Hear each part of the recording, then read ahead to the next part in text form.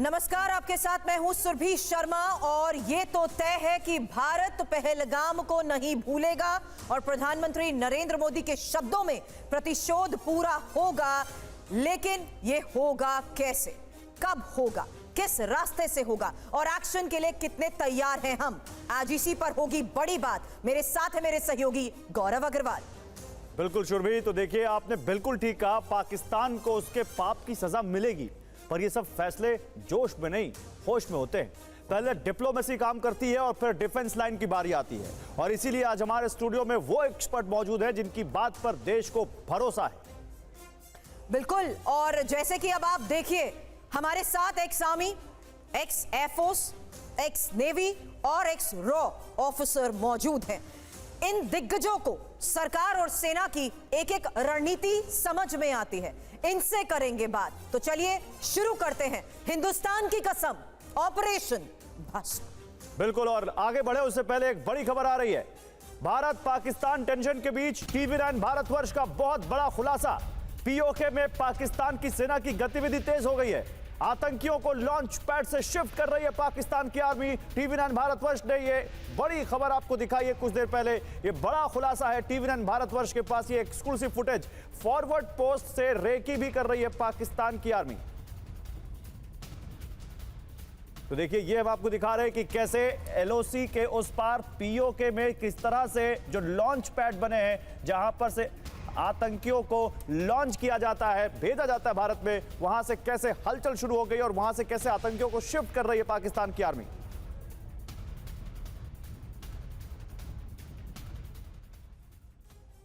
जमीन से लेकर आसमान तक भारतीय सेना ने सीधी चेतावनी जारी कर दी है। इशारा साफ है कि इस बार ना सर्जिकल स्ट्राइक होगी और ना ही एयर स्ट्राइक, बल्कि इस बार होगा पाकिस्तान पर फुल ऑन एक्शन।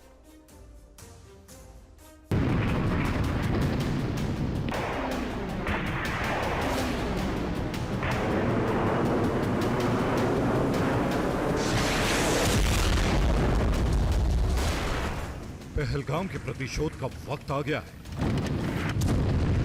पाकिस्तान के खात्मे का काउंटडाउन शुरू हो चुका है। जल थल नभ से पाकिस्तान पर भारतीय सेना बड़ा प्रहार करने जा रही है। पाकिस्तान पर वो स्ट्राइक होने वाली है जिसके अंजाम के बाद दुनिया कहेगी, एक था पाकिस्तान। भारतीय सेना की इन तैयारियों से पाकिस्तान थर-थर कांपने लगा है, क्योंकि पाकिस्तान और उसके पालतू आतंकियों का वो हश्र होने जा रहा है जिसकी कल्पना ना तो शहबाज शरीफ ने की होगी और ना ही सेना प्रमुख आसिम मुनीर ने।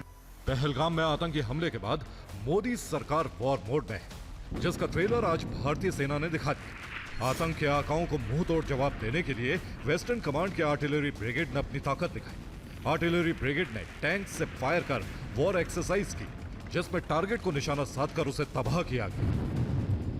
वेस्टर्न कमांड ने टैंक से फायर कर पाकिस्तान को साफ संदेश दिया कि भारत जंग के लिए पूरी तरह से तैयार है। सिर्फ जमीन ही नहीं बल्कि समंदर में भी भारत की तैयारी पुख्ता है, जिसकी तस्दीक ये तस्वीरें कर रही हैं।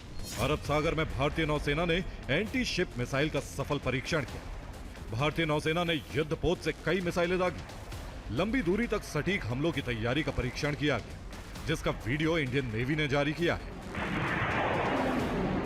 भारतीय सेना के तीनों विंग हाई अलर्ट पर है। दुश्मन को जवाब देने के लिए लगातार वॉर एक्सरसाइज की जा रही है।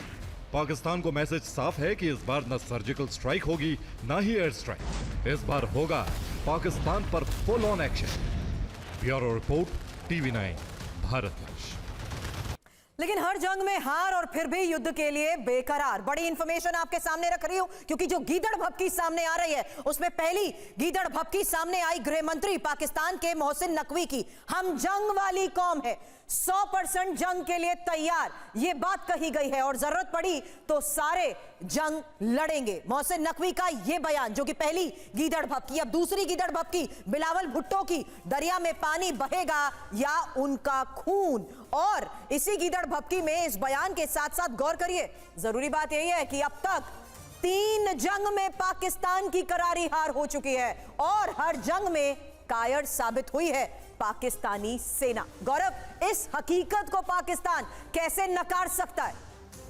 बिल्कुल, और इसी पर बात करने के लिए हमारे साथ देखिए 4 खास मेहमान हैं। लेफ्टिनेंट जनरल वीके चतुर्वेदी, पूर्व सेना अधिकारी, एयर कमोडोर अश्विंदर सिंह बहल, पूर्व वायु सेना अधिकारी, कमांडर विक्रमजीत सिंह, पूर्व नौसेना अधिकारी, और एनके सूद साहब है, पूर्व रॉ अधिकारी। आप सभी का बहुत स्वागत है। हर फील्ड के माहिर यहाँ पर इस वक्त स्टूडियो में दिख रहे हैं। जनरल चतुर्वेदी, शुरुआत आपसे।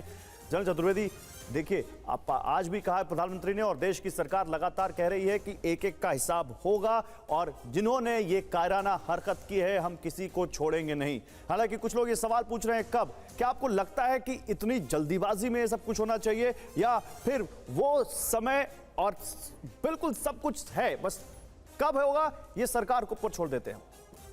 गौरव, आपने बहुत सही कहा। Armed forces are the last resort for any nation. They are the, and इसलिए जब भी आर्म फोर्सेस को एम्प्लॉय किया जाएगा वो बहुत सोच समझ के किया जाएगा, और ऐसी जगह किया जाएगा जहां मैक्सिमम इफेक्ट हो, प्रभाव हो, और उनको पाकिस्तान को अच्छी तरह से हर्ट करे। वो टाइम एंड प्लेस एंड किस तादाद में और कैसे होगा ये किसी को नहीं मालूम, और कब होगा ये भी नहीं और मालूम। हम ये डिस्कस भी नहीं करना चाहते, ये करना भी नहीं चाहते, हम करेंगे भी नहीं कि क्या होगा, कैसे होगा, कि सरकार के पास क्या ऑप्शन है। सरकार के पास बहुत ऑप्शन है और हमें अपनी सरकार पे भरोसा है, और सरकार करके दिखाएगी। सरकार बार बार ये कह रही है। और इसमें मैं गौरव कह दूं कि इसमें कोई जल्दबाजी नहीं करेंगे। आर्म फोर्सेस भारत की बहुत प्रोफेशनल आर्म फोर्सेस हैं। आज विश्व में भारत की ताकत को, भारत की जो हमारे पास इक्विपमेंट है, भारत के सबसे बड़ी जो ताकत है इस भारत के मैन पावर, जो भारत के सोल्जर्स हैं, that is the biggest, they are the best in the world. हमारे पास अगर इक्विपमेंट सबसे बेस्ट ना भी हो, लेकिन they make up for that deficiency and they produce the best. Therefore, I have no doubt कि it will happen when and where, in what quantum and in what shape, that is the I think government this will is what decide. Pakistan is trying to decode, sir. और x raw officer सूद sir इस वक्त हमारे साथ है। सूद sir, strategies के तहत जाहिर सी बात है इस वक्त मुश्किल में डाल दिया है भारत ने पाकिस्तान को, क्योंकि ये समझना उसके लिए बहुत मुश्किल हो चुका है कि भारत की तरफ से एक्शन की तैयारी के जो दुनिया के सामने उसकी क्षमता के तहत सबूत है, आज एक्शन होगा तो कब और कैसे, और यही अब पाकिस्तान की गीदड़ भभकी और उसके बयानों के जरिए बौखलाहट में सामने आ रहा है। सूद साहब, देखिए, भारत का एक्शन स्टार्ट हो चुका है जी। पहला एक्शन आपने देख लिया। भारत ने अपना वाटर बम छोड़ दिया जी। और लोग कोई सोचते होंगे कि वाटर बम बड़ी हल्की चीज़ है। पीओके के अंदर इस टाइम पे फ्लड्स आ चुके हैं, राइट सर। और हमारे जब 2016 के अंदर जब उरी अटैक हुआ था तो उस टाइम पे डिसाइड किया गया था कि इंडिया 10 डैम बनाएगा at a cost of $15 billion. उनकी तैयारी हो गई थी। साथ में वहाँ पे अंडरग्राउंड पाइप बननी थी पानी को राजस्थान, पंजाब और हरियाणा के अंदर भेजने की। मुझे नहीं पता उसकी कितनी तैयारी, लेकिन कई डैम तैयार हो चुके हैं। और कई डैम इस टाइप के हैं जो 15 से 25 दिन तक पानी, 45 दिन तक पाकिस्तान का पानी रोक सकते हैं। और आप देखिएगा, गर्मियाँ आ रही हैं, फ्लड आएंगे, कभी पानी रुक जाएगा। और पानी रुकने से क्या होगा कि पाकिस्तान की जो प्रोडक्शन है, चाहे उनकी वीट की प्रोडक्शन हो, चाहे उनके खाने पीने की प्रोडक्शन हो, चाहे उनकी इलेक्ट्रिसिटी की प्रोडक्शन हो, वो रुक जाएगी। और ये हमारा पहला बम है।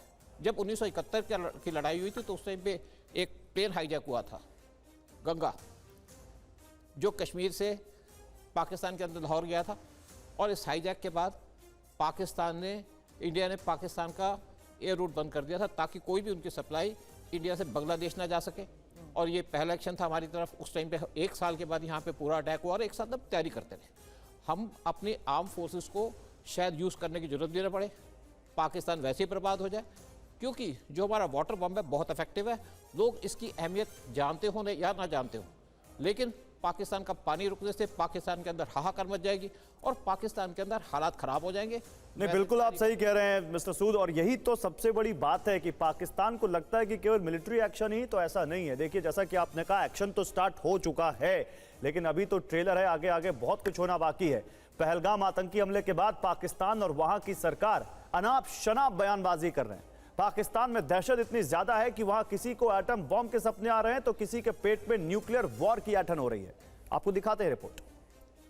पाकिस्तान की तरफ से परमाणु धमकी मिल रही है, तो यहां यह भी जानना जरूरी है कि भारत और पाकिस्तान की कितनी परमाणु ताकत है। इंफॉर्मेशन आपके सामने भारत और पाकिस्तान की, क्योंकि 180 एटम बम, और वहां देखिए किस तरीके से पाकिस्तान के पास है 170 एटम बम। हालांकि ताकत के लिहाज से देखिए 125 से 150 किलो टन, ज्यादातर 3 किलो टन वाले हैं। पाकिस्तान के पास। हालांकि ये 2025 के मुताबिक जो अनुमान सामने आया है, ये भी बता दें कि परमाणु हथियारों की क्षमता किलोटन से नापी जाती है। जितना किलोटन उतना ज्यादा विनाशक परमाणु हथियार।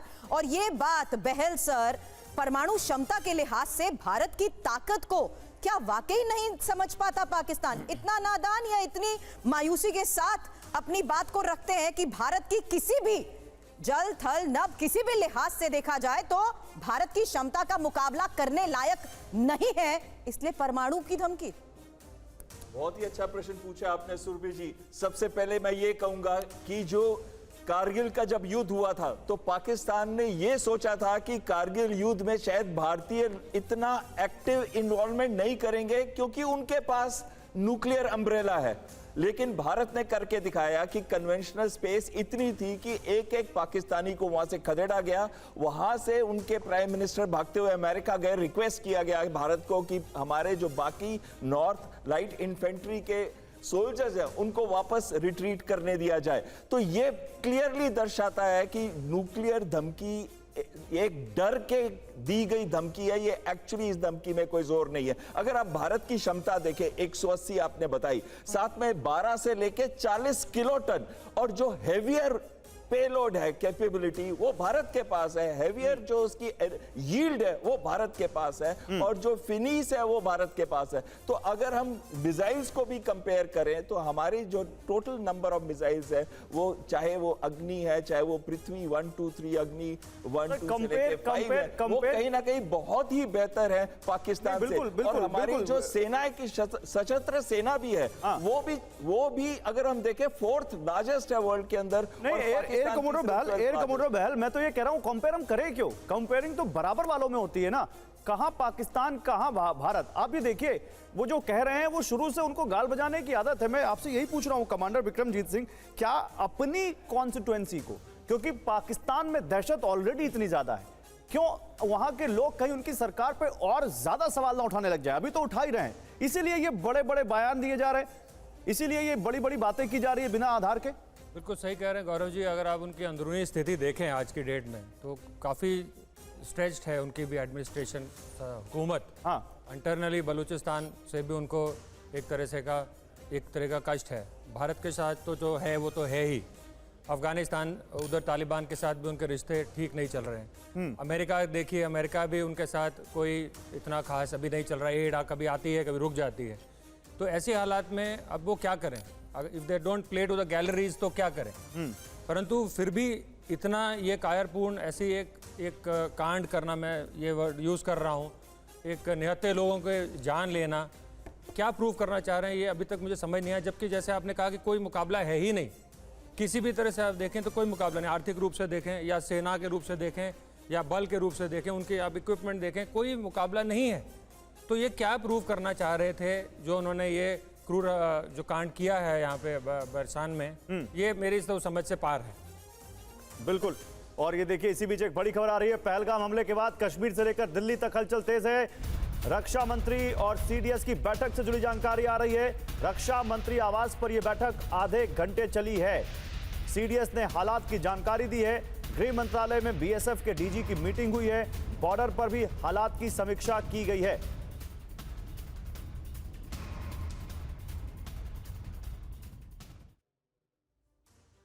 और पहलगाम पर आतंकी हमला पाकिस्तान का अक्षम्य अपराध है। इसकी सजा उसे जरूर मिलेगी और इसकी सजा के डर से पूरे पाकिस्तान में खौफ का माहौल है। हुक्मरान से लेकर आवाम तक, सेना से लेकर आतंकी तंजीमों तक, हर कोई कैसे सहमा हुआ है देखिए।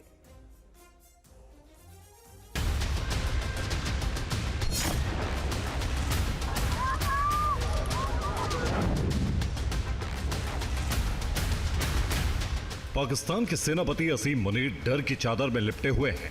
उनके जहन में भारत का डर इस कदर घर कर गया है कि उन्होंने रातों रात अपने परिवार के सभी सदस्यों को ब्रिटेन और अमेरिका के न्यू जर्सी भेज दिया।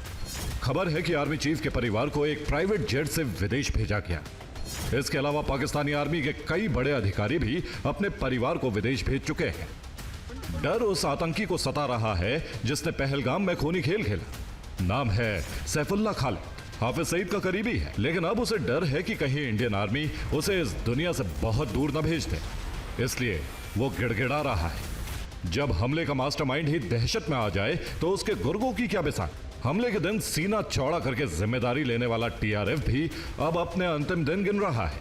इंडियन आर्मी का खौफ क्या होता है वो टीआरएफ के ताजा बयान से समझिए। उसने कहा है कि पहलगाम हमले में उसका हाथ नहीं है। उसका डिजिटल प्लेटफॉर्म हैक करके किसी और ने हमले की जिम्मेदारी लेने वाला मैसेज डाला था। यानी कसाई अब डर चुका है और अपने गुनाहों से तौबा कर रहा है। अपने डर को दुनिया से छिपाने के लिए पाकिस्तान भी कुछ ऐसी ही हरकतें कर रहा है जो उसे और ज्यादा बेनकाब कर रही है। पाकिस्तान के सभी रेलवे स्टेशन आर्मी को हैंड ओवर कर दिए गए हैं। युद्ध को लेकर ऐसा खौफ है कि उसने तेल कंपनियों को डीजल स्टॉक करने का आदेश भी जारी कर दिया है, क्योंकि पाकिस्तान जानता है कि अब उसका हुक्का पानी बंद होना तय है। Bureau report, TV9 Bharatvarsh. तो देखिए कैसे पाकिस्तान में अब वहां रसद बटोरी जा रही है, राशन को स्टोर किया जा रहा है। ये क्या बताता है आप समझिए। इसी बीच एक और बड़ी खबर है, पाकिस्तान में ड्रोन अटैक का खौफ है। कैसे, समझाता हूं आपको। LOC से 5 से 7 किलोमीटर इलाके में GPS जैमिंग की। पाकिस्तान ने सभी कम्युनिकेशन नेटवर्क बंद कर दिए हैं। LOC पर सभी इलेक्ट्रॉनिक वॉरफेयर यूनिट अटैच कर दी हैं। LOC पर तैनात जवानों को फोन इस्तेमाल ना करने को कहा है। पाकिस्तान को भारत से स्वयं ड्रोन अटैक का डर है। पाकिस्तान में खौफ, एक साथ सैकड़ों स्वयं ड्रोन हमले हो सकते हैं। और यही मैं पूछने वाला था जनरल चतुर्वेदी, जरा हमारे दर्शकों को समझाइए। एक तरफ जिस तरह से वहां पर राशन स्टोर किया जा रहा है, एक तरफ से वहां खाने पीने की चीजों का स्टोरेज बढ़ गया है, और दूसरी तरफ सीमा पर LOC के उस पार इस तरह का एक्शन, ये क्या बताता है? ये किस तरह का खौफ दिख रहा है पाकिस्तान में और इसका मतलब क्या है? टोटल बौखलाहट है, पैनिक एक्शंस हैं। वैसे भी कुछ दिन पहले की एक रिपोर्ट के अनुसार उनके पास 9 से 10 दिन का टोटल फ्यूल था जो कि पाकिस्तान के पास था, तो ये स्टोर करना हो सकता है आर्म फोर्सेस के लिए कर रहे हों। लेकिन इस वक्त जो इकोनॉमिक कंडीशन है और उनकी मिलिट्री कंडीशन, जिस तरह से ट्रुप्स आज बलूचिस्तान में डिप्लॉयड हैं, दुरंद लाइन पे डिप्लॉयड हैं अगेंस्ट अफगानिस्तान, और within Pakistan also Sindh में भी ठीक कंडीशन नहीं है, POK में भी नहीं है, गिलगित बाल्टिस्तान की भी हालत खराब है। Within army there is a tussle going on for becoming the chief.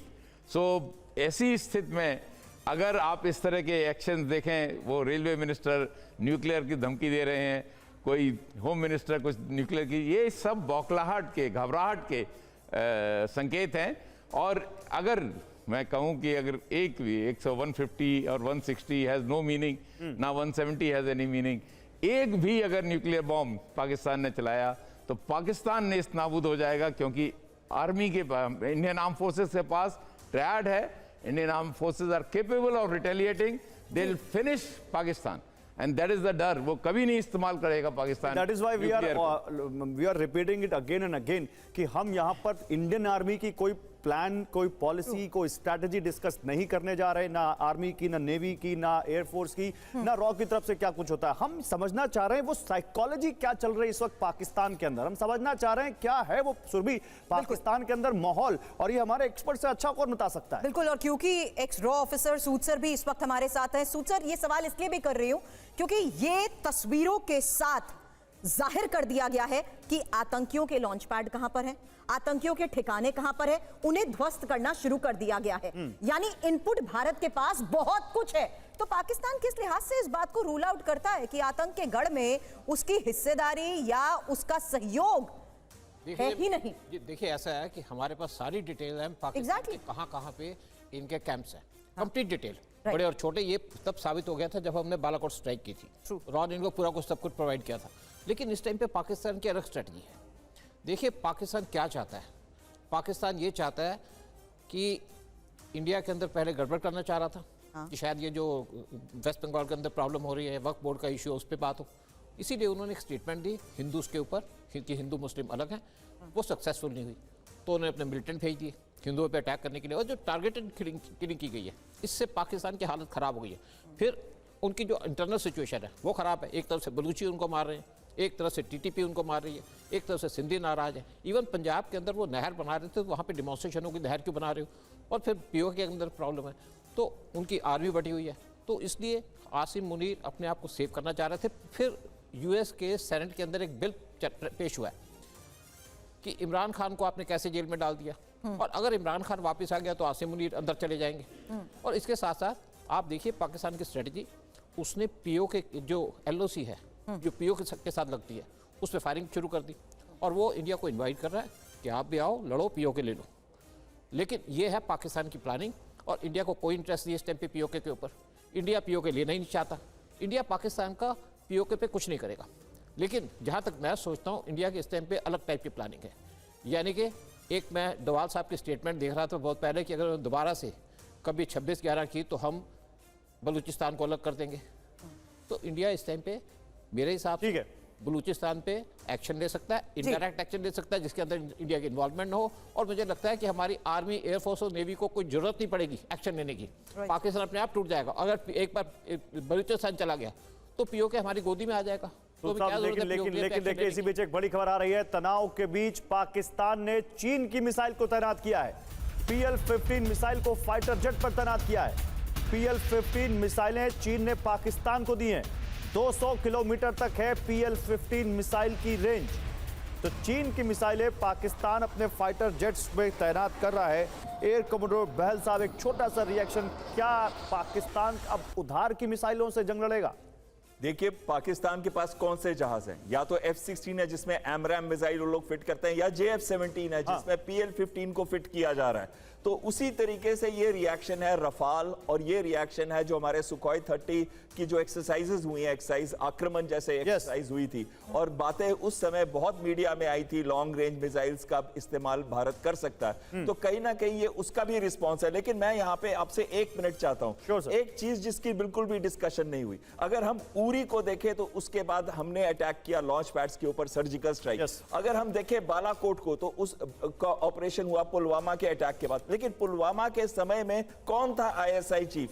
ISI chief था जनरल आसिफ मुनीर। और अगर आज देखें तो आज वो चीफ ऑफ आर्मी स्टाफ है, और तब हुआ है पहलगांव। नौ मेरा कहना यह है कि क्यों ये बार बार हमले हमारे पे हो रहे हैं, क्यों रियासी या काटरा जाने वाली बस पे हमले होते हैं? क्योंकि पाकिस्तानी जनरल डरते नहीं है। उनको पता है कि हम 20 टेररिस्ट को मार देंगे, 40 को मार देंगे, 200 को मार देंगे, उनको कुछ नहीं होने वाला। वो आराम से अपने बड़े बड़े पैलेसेस में रहेंगे, अब्रॉड जाके उनके बच्चे रहेंगे।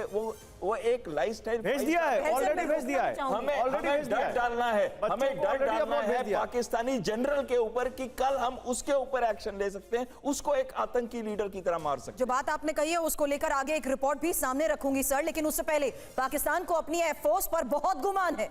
अपने लड़ाकू विमानों को लेकर वो काफी घमंड में भी रहता है और कहता है कि उसके फाइटर जेट्स में बहुत जान है।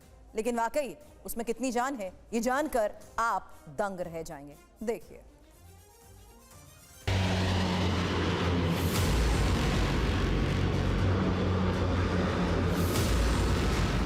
एक जमाना था जब चीन से मिले JF-17 फाइटर जेट्स को पाकिस्तान आसमान का सुल्तान बताता था।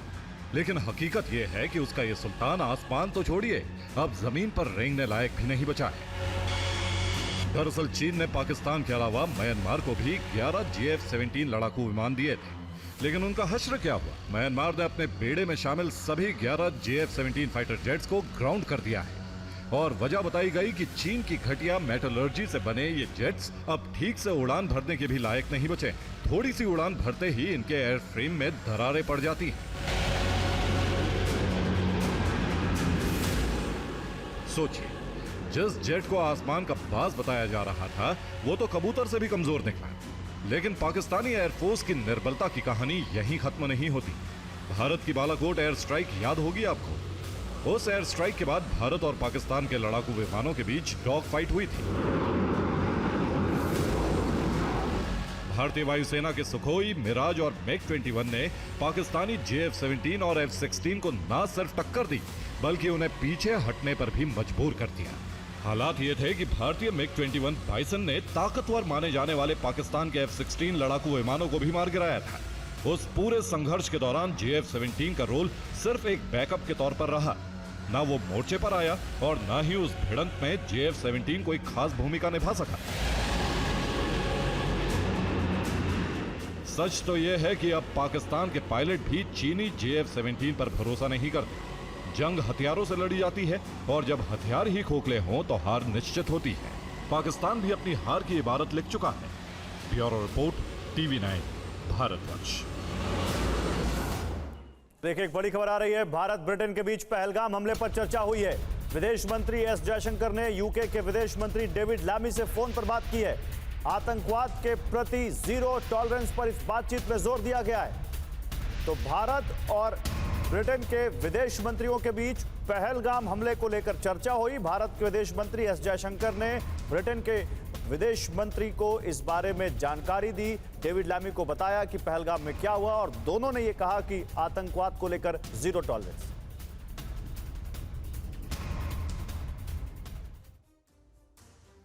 वैसे एक तरफ चीन है जो पाकिस्तान की मदद करता रहा है, लेकिन अब दुनिया पाकिस्तान के आतंक पर भरोसा नहीं कर रही है, क्योंकि पहलगाम हमले के बाद पाकिस्तान का जो भंडाफोड़ हुआ है, पूरी दुनिया का पाकिस्तान से भरोसा खत्म हो चुका है और आतंक और पाक का रिश्ता दुनिया को भी समझ आ गया है। आपको बता दें, इजराइल, फ्रांस, रूस और अमेरिका भारत के साथ हैं और आतंक को करारा जवाब देने के पक्ष में जिस तरीके से पूरी दुनिया है, यूएन को छोड़कर कोई देश संयम के लिए नहीं कह रहा है और चीन भी खुलकर नहीं करेगा पाकिस्तान की मदद।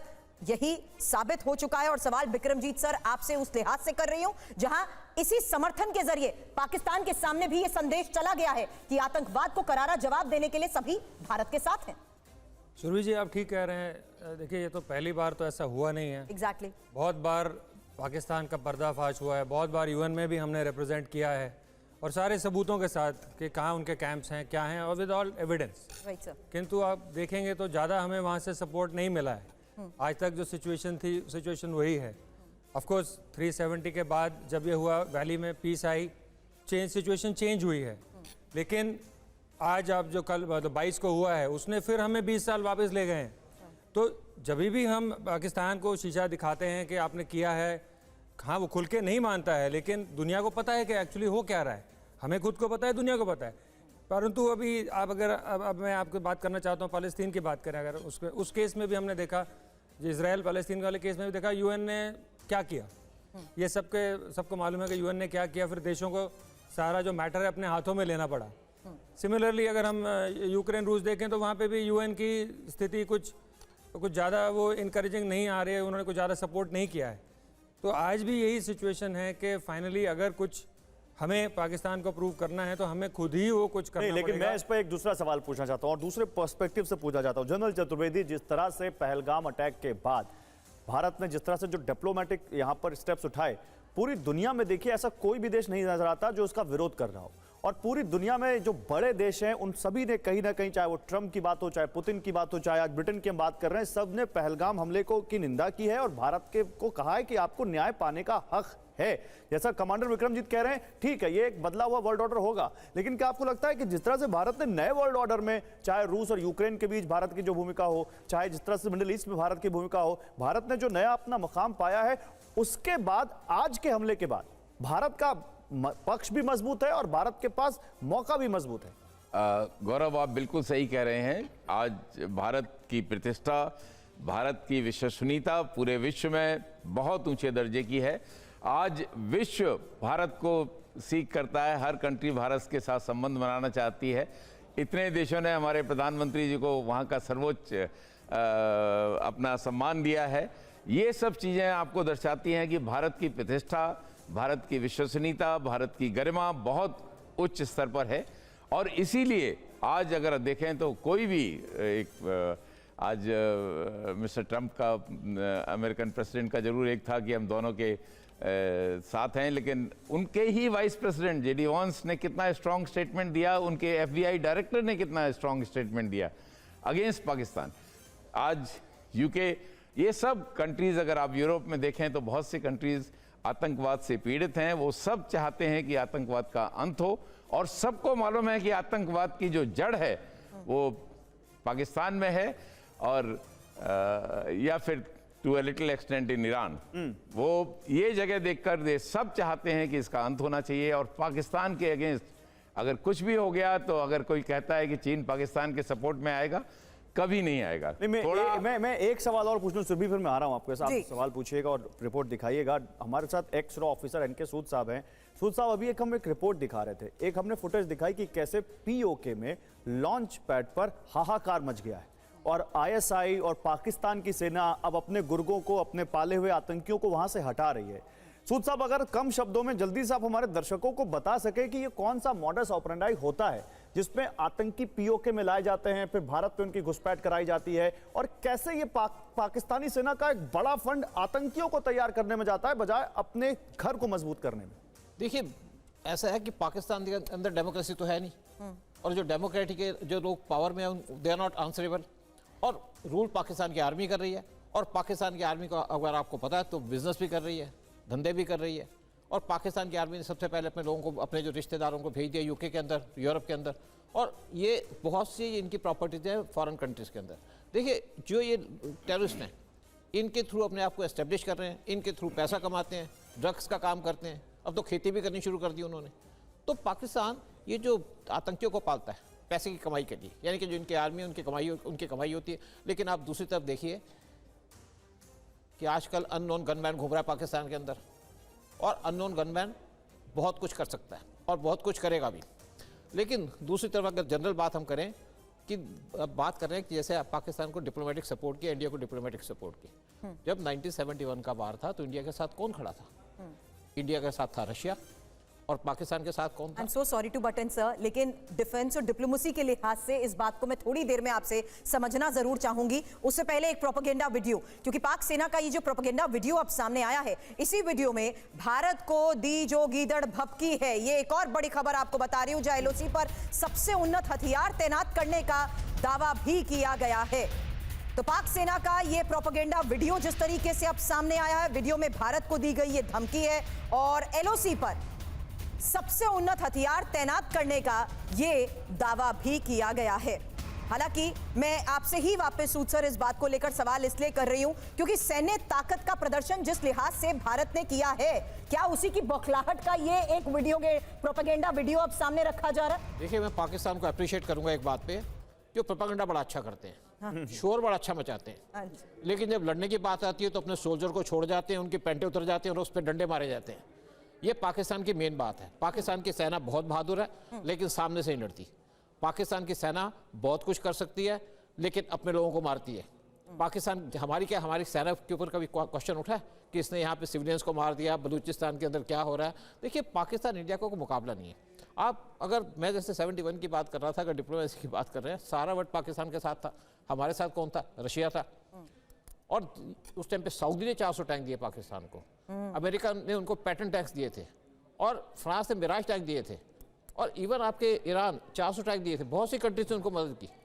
लेकिन हमारी आर्मी का वेलर, हमारी एयरफोर्स का वेलर और हमारी नेवी की कैपेबिलिटी, उससे वार जीत के 13 दिन के वार खत्म कर दिया। लेकिन वो एक वार ऐसा लगता है अनफिनिश्ड हो गया। मतलब हमने एक सांप के 2 टुकड़े कर दिए, आज वो 2 मुंह का हो गया। और इस टाइम पे टाइम आ चुका है कि हम लिमिटेड वार होगा नहीं, आज पूरा वार होगा या वार होना हो, लेकिन पाकिस्तान को खत्म करने का पूरा इरादा बन चुका है, पूरी प्लानिंग हो चुकी है। और देखिए, 71 वार के अंदर आर्मी का रोल बहुत था, एयरफोर्स का रोल था, लेकिन एक बहुत इंपॉर्टेंट रोल था रॉ का। रॉ ने इसकी प्लानिंग की थी, और उस टाइम पे जो आर्मी के चीफ थे उनके साथ आरएन काओ जो रॉ के चीफ थे, उनकी रेगुलर मीटिंग होती थी साउथ ब्लॉक के अंदर, और दोनों बड़े रिलैक्स रहते थे। और आज हम पूरे तरीके से तैयार हैं। हमने ठीक है सर, बिल्कुल हम तैयार हैं, और वो तैयारी वो कामनेस में दिखती है, वो कॉन्फिडेंस में दिखती है, वो दिखता है जो हमारे स्टेट लीडर्स बोलते हैं, जो दिखता है जब हमारे एक्सपर्ट्स बोलते हैं, जब हमारे जिम्मेदार बोलते हैं, तो दिखता है उस कॉन्फिडेंस में। लेकिन पाकिस्तान के तरफ देखिए, पाकिस्तान के आर्मी चीफ आसिम मुनीर की जिंदगी का फैसला पहलगाम आतंकी हमलों ने कर दिया है। पाकिस्तानियों को 2 नेशन थ्योरी का पहाड़ा पढ़ाने वाले आर्मी चीफ आसिम मुनीर अपने एक्सटेंशन के सपने देख रहे हैं, लेकिन उनका हश्र पाकिस्तान के उन बदनाम जनरलों की तरह होने वाला है जो पाकिस्तान के इतिहास में बहुत बड़े खलनायक साबित हो चुके हैं।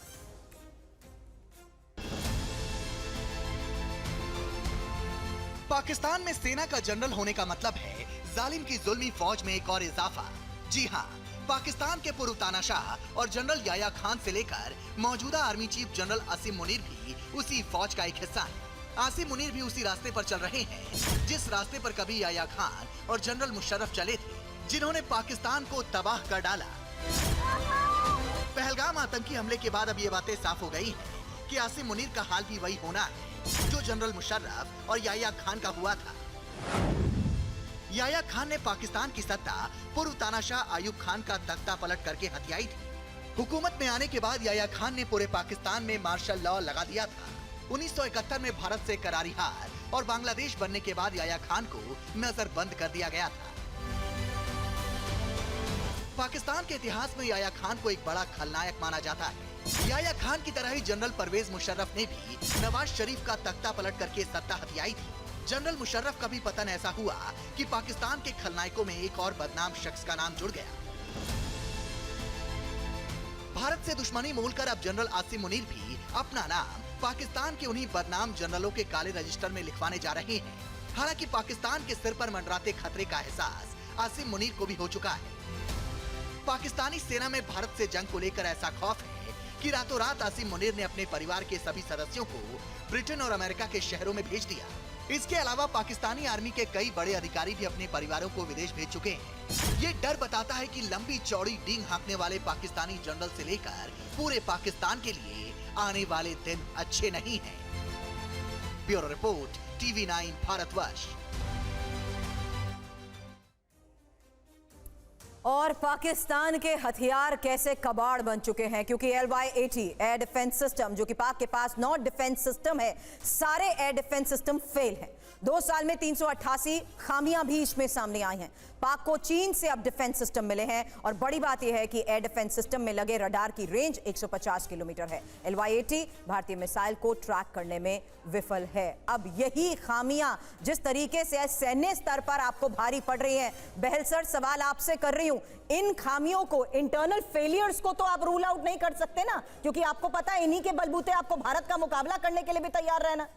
देखिए, जितने भी चीनी वेपन सिस्टम्स हैं, एयरक्राफ्ट हैं, सबके 2 चीजें बहुत महत्वपूर्ण है। एक, उनकी क्वालिटी पे हमेशा से प्रश्न उठे हैं, और दूसरा उनकी सर्विसिबिलिटी स्टेट, यानी कि उनके कंपोनेंट्स उतनी लाइफ नहीं देते जितनी लाइफ उससे एक्सपेक्टेड है। इसी वजह से ऑनलाइन अवेलेबिलिटी जो होती है वेपन सिस्टम्स की, वो बहुत ही पुअर है। ये इधर के ही नहीं, जब से उन्होंने A5, F7 या फिर JF-17 कोई भी आप जहाज देख रहे हो, और एक आपने बहुत अच्छा एग्जांपल दिखाया था कि JF-17 जो उन्होंने म्यांमार भेजे थे, वो सारे के सारे अनसर्विसेबल थोड़े टाइम के ऊपर हो गए। और साथ में जो उनको सपोर्ट चाहिए, जो उसको कंटिन्यूअसली सर्विसेबल रख के ऑनलाइन अवेलेबिलिटी के लिए सपोर्ट चाहिए, वो सपोर्ट बहुत ज्यादा है वेस्टर्न सिस्टम से या दूसरे सिस्टम से। तो रशियन सिस्टम भी कहीं ना कहीं चीनी सिस्टम से मच बेटर है। अगर कल पाकिस्तानी सेना को लड़ना है, तो अगर उनके सिस्टम्स और ऑनलाइन अवेलेबिलिटी ही पुअर है, तो वो किस बेसिस पे भारत की सेना को मुकाबला करेंगे?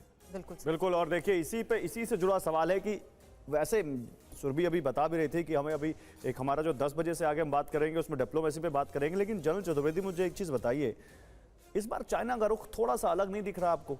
जिस तरह से चाइना यहाँ पर है, पाकिस्तान जिस तरह से चाइना के बल पर कूदता है, इस बार अभी तक जैसा दिखा है, क्या आपको लगता है कि पाकिस्तान अलग थलग पड़ चुका है पूरी तरह? बिल्कुल अलग थलग पड़ चुका। और about China is one country जो कभी भी किसी दूसरे की लड़ाई नहीं लड़ेगा। वो थोड़ा इंटेलिजेंस शेयरिंग कर सकता है, थोड़े इक्विपमेंट दे सकता है, नथिंग बियॉन्ड दैट। 71 वॉर में आपने देखा है कोई डिप्लॉयमेंट कुछ नहीं हुआ उसका, अभी कारगिल में कुछ नहीं हुआ। और ये सब चीज़ें अगर पाकिस्तान को भारत के साथ लड़ाई लड़नी है तो अपने बूते पे लड़नी पड़ेगी। अगर वो सोचता है कि चाइना उसकी मदद करेगा या कोई और कंट्री उसकी मदद कर देगा, वो बहुत बड़े सपना देख रहा है और उसके अलावा कुछ नहीं होगा। आप यूक्रेन में देख लीजिए क्या हुआ। जेलेंस्की साहब ने सब कुछ सोच के कि सब मेरी मदद करेंगे, अब अकेले लड़ना पड़ रहा है। लोग मदद कर देते हैं in terms of some tanks, some guns, some ammunition, nothing beyond that. So you have to fight your own battle.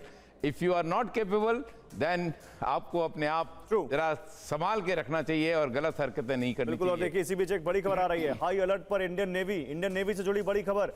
अरब सागर में नेवी की फुल प्रूफ तैयारी, दुश्मन को जवाब देने के लिए युद्धाभ्यास किया है नेवी ने। किसी भी हरकत का जवाब देने को तैयार है हमारे कोस्ट गार्ड भी। पाकिस्तान से नो फ्लाई जोन के बाद हाई अलर्ट पर है हमारी नेवी। और देखिए, जैसे 2 दिन पहले एक वहां पर एक परीक्षण भी किया गया था एक मिसाइल का, और उसके बाद अब देखिए यहाँ पर जिस तरह से कोस्ट गार्ड्स और नेवी दोनों हाई अलर्ट पर है, आप समझ सकते हैं कि भारत की तैयारी क्या है।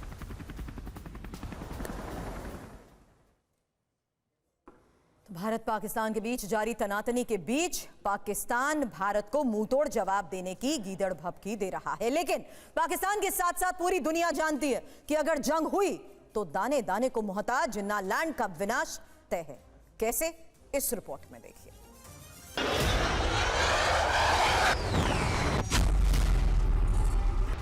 एक कहावत है कि रस्सी जल गई लेकिन बल नहीं।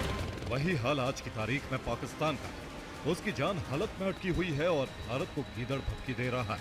कह रहा है कि अगर भारत ने हमला किया तो पाकिस्तान मुंह तोड़ जवाब देगा। लेकिन एक बार अपने गिरेबान में झांककर खुद से सवाल तो पूछ ले कि क्या कंगाल पाकिस्तान सच में जंग लड़ने की हालत में है? जवाब पाकिस्तान भी जानता है, बस फिलहाल मानने के लिए तैयार नहीं है। जिस सैन्य ताकत के दम पर वो हवा में उड़ रहा है, उसकी हालत कितनी खस्ता है, ये भी हम आपको बताते हैं। ग्लोबल फायर पावर इंडेक्स की एक रिपोर्ट बता रही है कि ग्लोबल फायर पावर इंडेक्स में भारत चौथे स्थान पर है, तो वहीं पाकिस्तान की सेना 12वें स्थान पर। वहीं अगर दोनों देशों की सैन्य ताकत की बात करें तो भारत सैन्य ताकत में पाकिस्तान से कई गुना आगे है। भारत के पास एक्टिव सैनिकों की संख्या 15 लाख है, वहीं पाकिस्तान के पास मात्र 1,25,000। सैन्य हथियारों की बात करें तो भारत के पास 2,229 एयरक्राफ्ट है, तो वहीं पाकिस्तान के पास 1,399। भारत के पास 4,201 टैंक है, तो वहीं पाकिस्तान के पास 2,627। भारत के पास 1,48,594 बख्तरबंद वाहन है, तो पाकिस्तान के पास सिर्फ 17,516। भारत के पास 293 समुद्री जहाज हैं, तो वहीं पाकिस्तान के पास सिर्फ 121। पाकिस्तान के पास एक भी एयरक्राफ्ट कैरियर नहीं है, तो वहीं भारत के पास 2 एयरक्राफ्ट कैरियर है। भारत के पास राफेल लड़ाकू जेट, रूसी निर्मित S-400 वायु रक्षा प्रणाली भी है, साथ ही परमाणु हथियार भी पाकिस्तान से ज्यादा है। ऐसे में अगर जंग में भारत पाकिस्तान आमने सामने आए तो पाकिस्तान चंद दिनों में घुटनों पर आ जाएगा। Bureau report, TV9 Bharat. और देखिए, अभी मैंने कहा था कि कोई कंपैरिजन ही नहीं है भारत और पाकिस्तान की सेनाओं के बीच। अब मैं आपको इसका यहां पर एक सबूत देता हूं, इसकी एक रिपोर्ट दिखाता हूं, और ये रिपोर्ट बड़ी क्रेडिबल है।